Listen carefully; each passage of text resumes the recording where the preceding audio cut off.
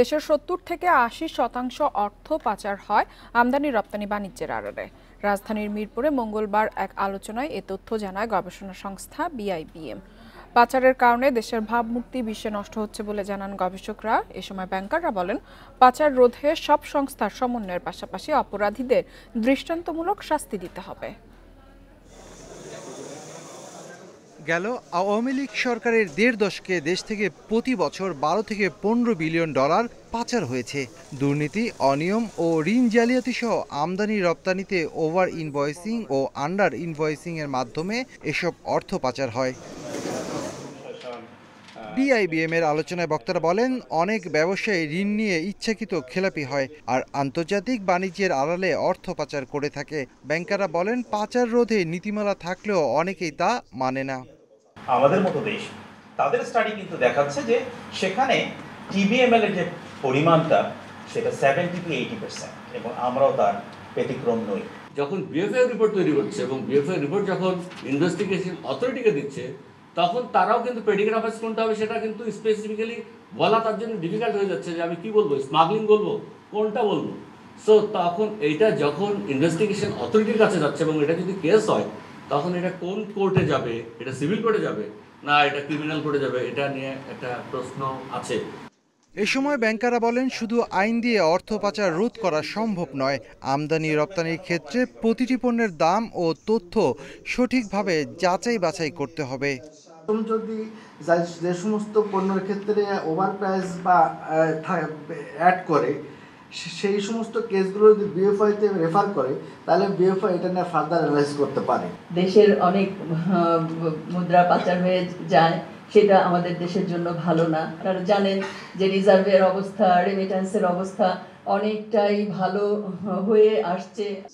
অর্থ পাচারের মাধ্যমে সরকার রাজস্ব থেকে যেমন বঞ্চিত হচ্ছে, ক্ষতির মুখে পড়ছে দেশের অর্থনীতিও। তাই পাচার প্রতিরোধে অপরাধীদের দৃষ্টান্তমূলক শাস্তির পাশাপাশি আধুনিক প্রযুক্তি ব্যবহারের তাগিদ দেন আলোচকরা।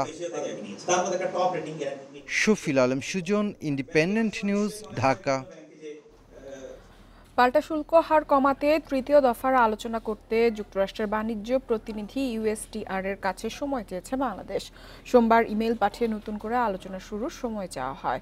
তবে ইউএসটিআর বাণিজ্য মন্ত্রণালয়কে জানিয়েছে, এ সময় সংস্থাটির কর্মকর্তারা ব্যস্ত থাকায় তাদের পক্ষে সময় বের করা কঠিন। বাণিজ্য মন্ত্রণালয়ের কর্মকর্তারা জানিয়েছেন, তৃতীয় দফা বৈঠকের জন্য ঢাকার অনুরোধে ওয়াশিংটন এখনও সাড়া দেয়নি। আগামী 10-11 দিনে ইতিবাচক কিছু পাওয়া কঠিন। তবে এ ধরনের আলোচনা ও দর কষাকষি করতে লবিস্ট নিয়োগের দাবি জানিয়েছেন রপ্তানিকারকরা। এদিকে আজ মঙ্গলবার যুক্তরাষ্ট্রের কাছে এ বিষয়ে চূড়ান্ত অবস্থানপত্র পাঠাতে পারে বাংলাদেশ।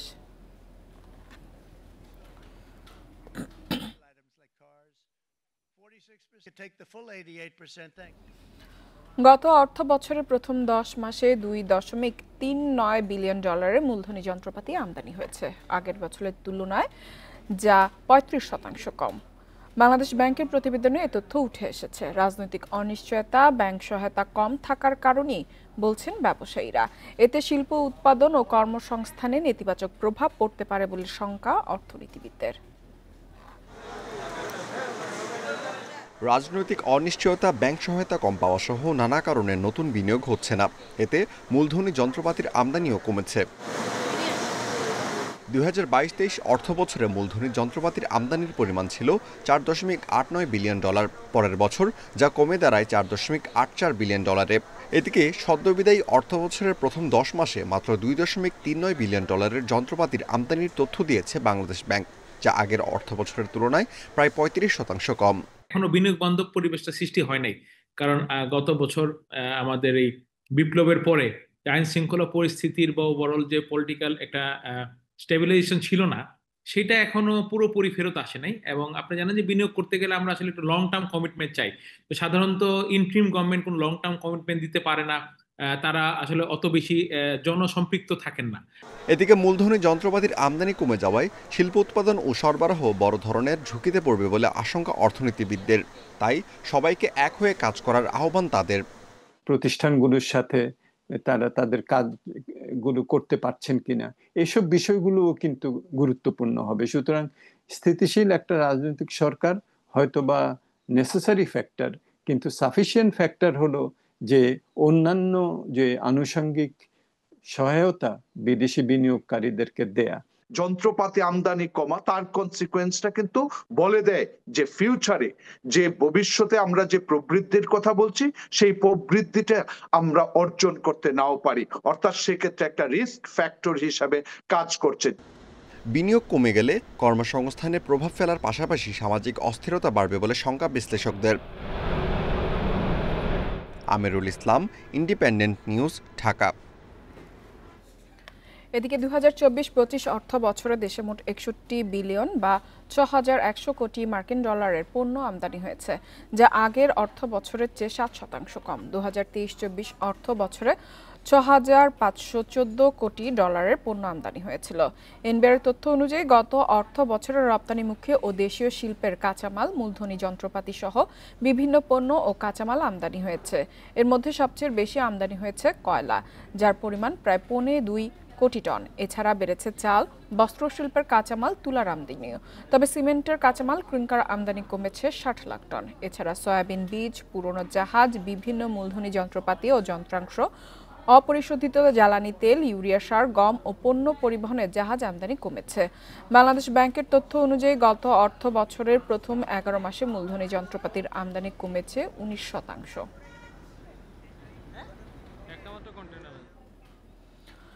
মোংলা বন্দরে ব্যবসায়ীদের পণ্য আমদানির আহ্বান জানিয়েছেন জাতীয় রাজস্ব বোর্ডের চেয়ারম্যান আব্দুর রহমান খান। বলেন, মোংলা কাস্টমস হাউসের দক্ষতাকে আরও বেশি ব্যবহার করতে চায় এনবিআর, ব্যবসায়ীরা যাতে এই সুযোগটা নেন।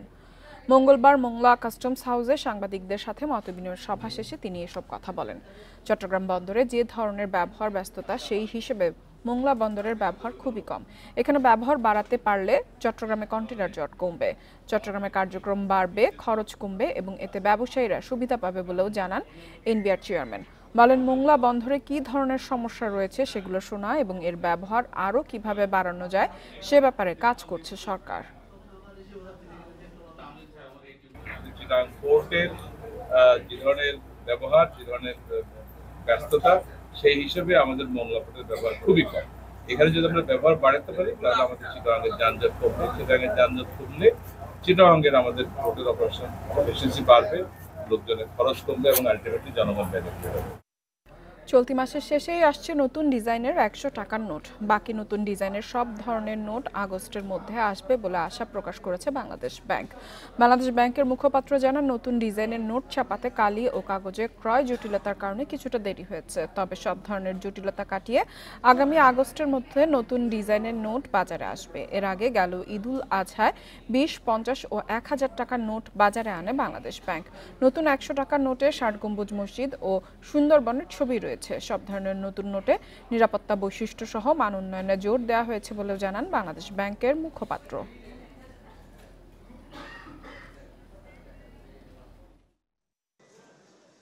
প্রতিকূল অবস্থা মোকাবেলা করে কিন্তু আমরা কোরবানি ঈদের আগে এক ধরনের নোট, দু ধরনের নোট বাজারে ছাড়তে পেরেছি। তবে যেটা আমাদের যে টার্গেট সেই তুলনায় কম, তবে এখন দ্রুত আসবে। আমরা আগস্টের শেষ নাগাদ আসবে বলে আশা করতেছি, আগস্ট শেষ নাগাদ বা সেপ্টেম্বর শুরুর থেকে।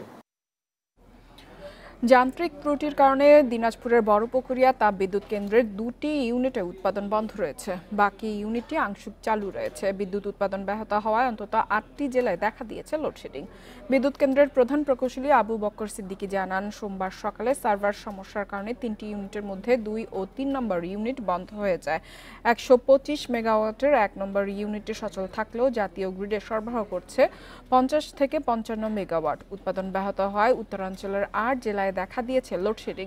এতে ভোগান্তিতে সাধারণ মানুষ। মেরামতের পর 3 নম্বর ইউনিটটি 2-1 দিনের মধ্যে চালু হলে লোডশেডিং কমবে বলে জানান প্রধান প্রকৌশলী।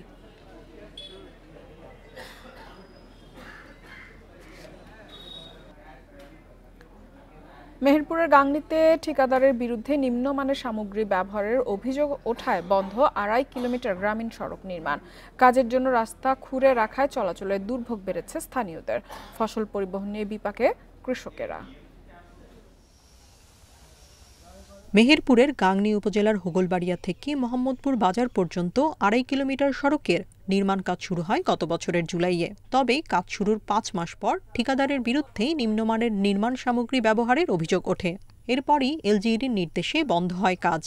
গাড়ি ঘোড়া না যাওয়ার কারণে আমার বাজারে ঠিক রকম নিয়ে যেতে পারছে না, এবং যে এই মাটি থেকে যারা এই ফসলগুলো ক্রয় করছে তারা অনেক কম মূল্যে ক্রয় করছে। যদি বৃষ্টির পানি হয় তাহলে এখানে হাঁটু পানি কোন যায় মাজা পানি হয়ে যাচ্ছে, এর ভিতরে মানুষ যাতায়াত করতে পারছে না, ফসল পানি নিয়ে যেতে পারছে না, যার কারণে মানুষ আবাদি করতে চাইছে না এখানে। হোগলবাড়িয়া ও মোহাম্মদপুর গ্রামের শত শত বিঘা জমির ফসল পরিবহনে এই সড়ক ব্যবহার করেন কৃষকেরা, কিন্তু রাস্তার কাজ শেষ না হওয়ায় ফসল পরিবহনে বেগ পেতে হচ্ছে তাদের। এই মাঠে আসতেও আমরা পারতেছি না, আমরা যাইতেও পারছি না, আমাদের নাঙ্গল গরু আসতে পারছে না, মিউনিসিপালিটিও আসতে না, কেউ এই মাঠে কেউ আসছে না। নিয়ম অনুযায়ী দ্রুত সড়কটির নির্মাণ কাজ শেষ করতে ঠিকাদারকে বারবার নোটিশ দেওয়ার কথা জানিয়েছে এলজিইডি। যেটুকু রাস্তা বক্স কেটে রাখছিল সেটুকু রাস্তা এখন এই বৃষ্টির সময়ে কাদা পানিতে তলিয়ে গেছে, এর জন্য মানুষের একটু জনদুর্ভোগ হচ্ছে। তবে এই জনদুর্ভোগ দূর করতে আমরা অতি দ্রুত ঠিকাদারকে বারবার নোটিশ দিচ্ছি কাজটি দ্রুত শুরু করার জন্য, এবং স্পেসিফিকেশন মোতাবেক যেন কাজটি হয় সেজন্য আমরা সর্বময় সেখানে আমরা আমাদের নজরদারি রেখেছি। গ্রামীণ সড়কটির নির্মাণ ব্যয় ধরা হয়েছে 2,33,00,000 টাকা। প্রকল্প অনুযায়ী চলতি বছরের ডিসেম্বরে কাজ শেষ হওয়ার কথা রয়েছে। Independent news. মুদ্রাস্ফীতি নিয়ন্ত্রণ ও বিনিময় হারের অবমূল্যায়ন রোধে চলতি অর্থ বছরের মাঝামাঝি পর্যন্ত নীতি সুধার 10% রাখার প্রস্তাব দিয়েছে আন্তর্জাতিক মুদ্রা তহবিল IMF। প্রস্তাবে বলা হয়, মুদ্রানীতি, বৈদেশিক লেনদেনে ভারসাম্যহীনতা এবং বৈদেশিক মুদ্রা বাজারের চাপ, এই তিনটি অনিশ্চয়তা বিবেচনায় নিয়ে কঠোর মুদ্রানীতি পরিবর্তনের বিষয়টি সতর্কতার সঙ্গে করা উচিত। একই সঙ্গে বিনিময় হার আরও বেশি নমনীয়তাও প্রয়োজন বলে জানায় সংস্থাটি। এছাড়া যুক্তরাষ্ট্রের শুল্ক নীতির কারণে যদি টাকার অবমূল্যায়ন ঘটে তবে মুদ্রাস্ফীতি স্বাভাবিক পর্যায়ে ফিরিয়ে আনা আরও দীর্ঘসূত্রিতায় পরিণত হবে বলেও প্রস্তাবে বলা হয়। বাংলাদেশ ব্যাংক গত বছরের অক্টোবর মাসে নীতিগত সুদের হার 10% উন্নীত করে।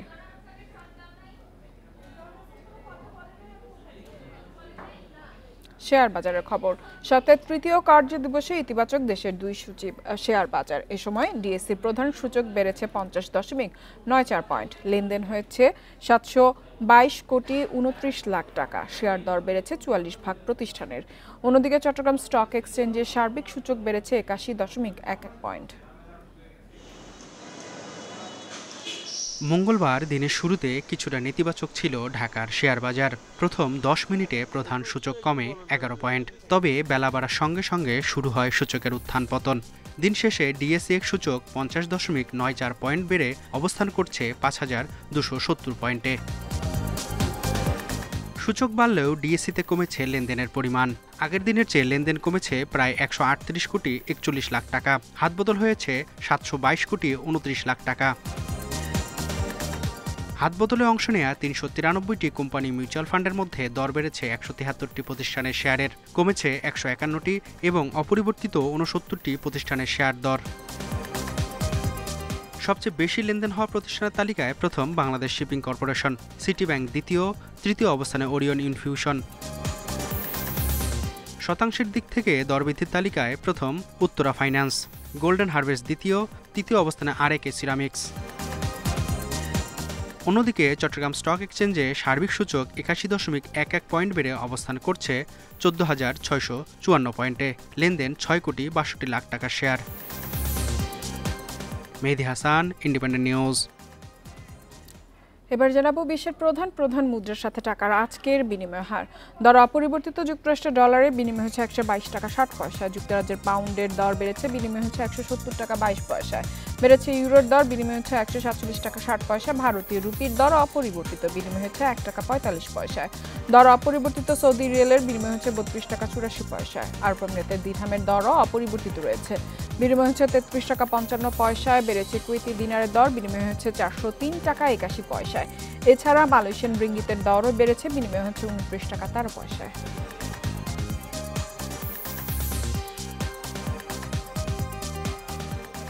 আর এই ছিল অর্থনীতি সারাদিনের আজকের আয়োজনে। ইন্ডিপেন্ডেন্ট টেলিভিশনের সব খবর আরও জানতে চোখ রাখুন ফেসবুক, ইউটিউব এবং এক্সে। আমন্ত্রণ আমাদের পরবর্তী সংবাদে।